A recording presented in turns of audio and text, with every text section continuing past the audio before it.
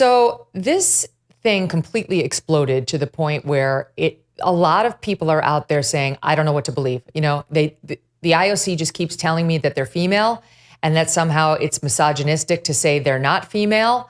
And yet I hear reports about the International Boxing Association. And so the average citizen may be walking around out there saying, I guess we'll just never know. I guess they're women. To which you respond what? That's, I suppose what one would have to say is that we don't 100% know, because none of the parties who can confirm it with beyond any reasonable doubt at all are saying exactly what they know. And so to some degree, you choose whether you believe the International Boxing Association and the series of events going back to 2022, 2023, when these two boxers were disqualified from World Championships fights for failing what they called their eligibility tests. And then you arrive in Paris where the scandal, as you mentioned, exploded.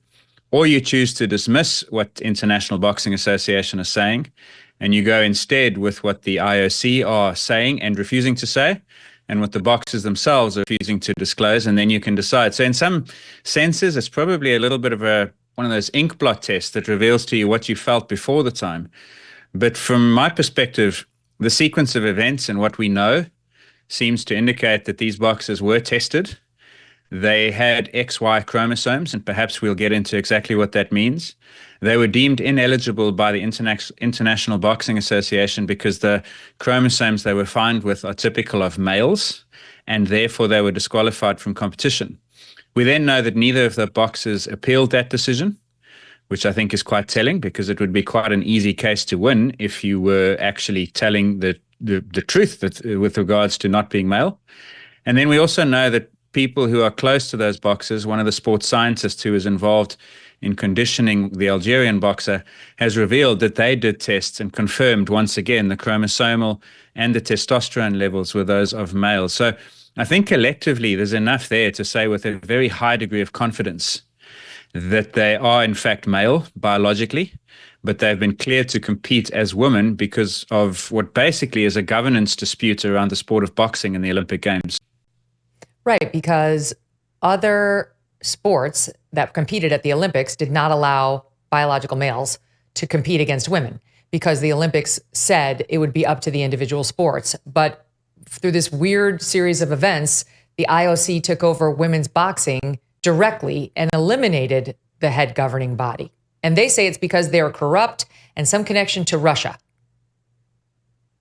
Yeah, so this is where the misinformation accelerates, right? So, and to understand this, you have to go back a few years. The sporting landscape at the moment is more fragmented with regards to eligibility than it ever has been, because up until about 2019, all sports were compliant with what was the IOC policy at that time. And what that policy said is that provided you lowered your testosterone levels and you declared your gender identity to be that of a woman, you were allowed to participate in women's sport.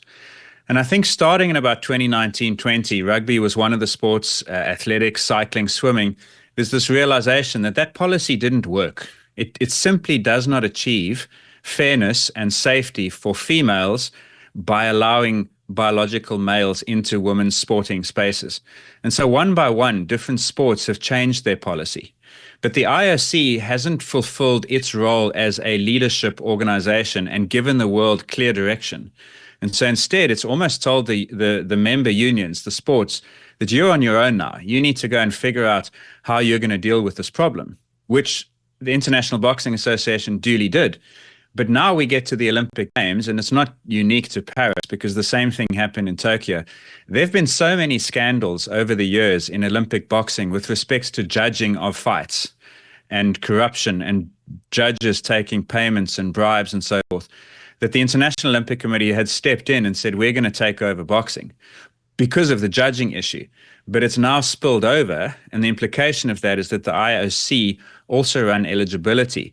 So the IBA, which runs the World Championships, had one policy and disqualified these two fighters, and the IOC has a different policy, and therefore they're allowed to fight. And that's why it's a mess, because you effectively have a fragmented, confusing landscape in which different bodies assess eligibility in different ways.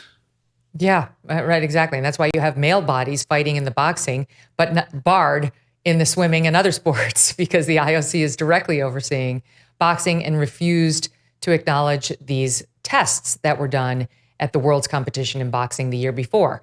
And a word on those tests. So some are suggesting you can't trust those tests, again, because there's something having to do with that maybe a Russian is associated with IBA and there was a Russian boxer. I've heard all sorts of rumors, but I will tell you, I have no doubt in my mind that they did test XY when they were tested, both of these boxers, at the Worlds. And one of the things that led me to reach that conclusion was not only that doctor who was on the board of the IBA saying it on camera this past weekend, but there's a sports journalist who you may know, Alan Abramson, who did 17 years with the LA Times, who was with NBC Sports, respected journalist. He's now got his own independent media company, and I'll make sure that I mention what it is so that people know. Let's see, hold on. He's actually a professor at USC, and he's the founder of Three Wire Sports, which he's run since 2010. He's the premier Olympics-focused media outlet. And this guy was the only journalist to lay eyes on the tests that the boxers took. We interviewed him. This is brand new, the first time we're airing it. And here is what he said. The New Delhi test is 3 pages long. And the first part of it, like any test you would have if you went to the doctor, says who you are, what time the blood sample was collected, so on and so forth. I believe, if memory serves, the blood samples were collected literally within a minute of each other. And and then it says result, it says abnormal, and then it says evidence of male karyotype. So a karyotype refers to your chromosomal evidence. And here it says male with a capital M, male. So he saw it with his own eyes, Ross. He has absolutely no reason to lie. He's a respected journalist. And in my mind, there's absolutely no question that they did take this test, which the two boxers were later forced to sign. Not forced, but asked to sign acknowledgement of. And he saw it too. They're XY. Yeah, and that's one of the telling points. If the only thing we had to base all our conversation on was the word of one person at the IBA saying something, and then it becomes an argument of he said versus she said or he said, then it's a different matter. But I think that's a telling statement from Abramson. I read the articles that he wrote from Paris. There was a little bit more to it. You could track back the correspondence between the IBA and the IOC that date back to the first time these boxers were tested in 2022. There was a letter that was sent before the IBA was moved aside for Paris in early June.